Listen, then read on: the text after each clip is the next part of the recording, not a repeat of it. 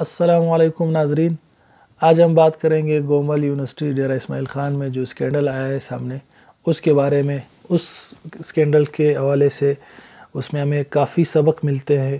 سب سے پہلا سبق تو والدین کے لیے ہے کہ وہ اپنی جو اولاد ہے، خاص کر کے جو لیڈیز ہے، جو بچیاں ہیں، ان کو اپنے سے قریب کرے، تاکہ اگر خدا نخواستہ کوئی ایسا واقعہ ہو تو وہ فوراً آ کر اپنے والدین کو بتائے، اور والدین کو بھی ان پر اعتماد کرنا چاہیے اور ان کو سپورٹ دینا چاہیے۔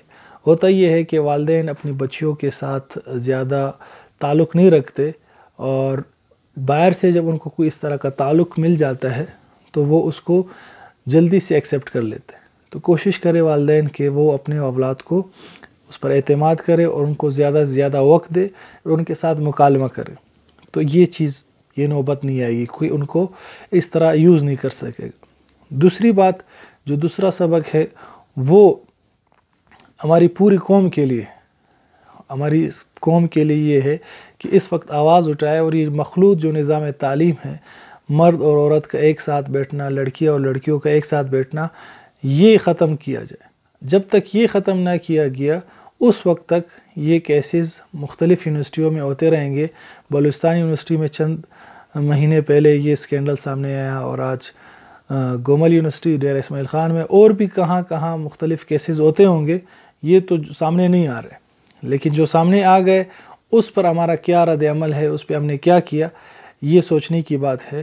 اور زیادہ سے زیادہ ہم کوشش کریں کہ اس بات کو پھیلائے کہ مخلوط نظام تعلیم کو ختم کیا جائے، کیونکہ وہاں اس کی ضرورت ہی کیا ہے کہ لڑکیاں اور لڑکے ایک ساتھ بیٹھ کر پڑھیں۔ ان کے لیے الگ سیپریٹ کالجز بنے ہوئے ہیں اور بنایا جائے، اور اس میں یہ ہے کہ فیمیل اساتذہ فیمیل کو پڑھائے اور میل جو ہے میل کو پڑھائے۔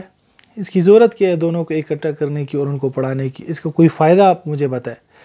تو یہ موقع ہے آواز اٹھانے کا اس پوری قوم کی طرف سے۔ اگر یہ سلوگن چلایا جائے کہ مخلوط نظام تعلیم کو ختم کیا جائے تو انشاءاللہ یہ آواز زیادہ دور تک پھیلے گی، اور امید ہے کہ اس کا نوٹس لیا جائے گا۔ تیسرا، میڈیا کی جو اس واقعے میں جو کردار ہے، وہ اس حوالے سے بھی بات کرنی ہے کہ صحیح ہے، آپ نے بہت اچھا کام کیا کسی کو ایکسپوز کر کے جو اس طرح کے چیزوں میں ملوث تھا، لیکن کوشش یہ کی جاتی کہ اس کو ٹی وی پہ نشر نہ کیا جاتا۔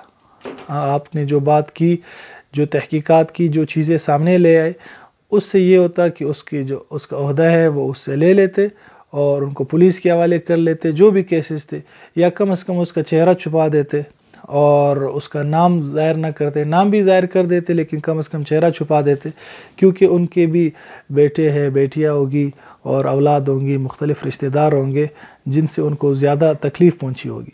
تو میڈیا کو بھی چاہیے کہ اخلاق کے دائرے میں رہ کر اور جو قواعد اور قوانین ہیں اس پہ زیادہ عمل کرے، اور اس طرح کی حسیس تحقیقات انہیں کرنی چاہیے، لیکن ان کے بھی حدود متعین ہونے چاہیے۔ ایسے سر عام جا کے کسی کی اس طرح انسلٹ کرنا، اور صحیح ہے اس نے جو بھی غلط کام کیا، بہت ہی غلط کام کیا اور نہیں کرنا چاہیے تھا، لیکن ابھی وہ ہو گیا اس سے، تو میڈیا کو بھی کچھ نہ کچھ احتیاط کرنی چاہیے۔ ایسا نہ ہو کہ ہم غلط استعمال ہو جائے، یوز ہو جائے اور ہمیں استعمال کیا جائے۔ تو یہ 3 اسباق ہیں ہمارے لیے اس کیس میں۔ تو اللہ تعالیٰ میں دین کی صحیح سمجھ عطا فرمائے۔ السلام علیکم۔